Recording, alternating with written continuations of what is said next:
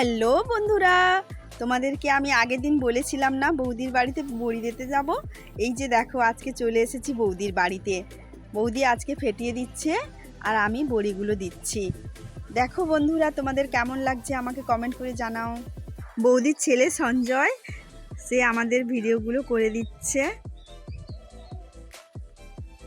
আরাধ্যা আসেনি, আরাধ্যা স্কুলে গেছে, সেই জন্য আমি একা চলে এসেছি।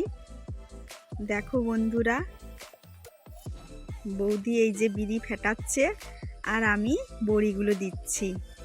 আমার বড়ি দিতে খুব ভালোই লাগে, নতুন নতুন ডিজাইন নিজের মাথা থেকে বের করি।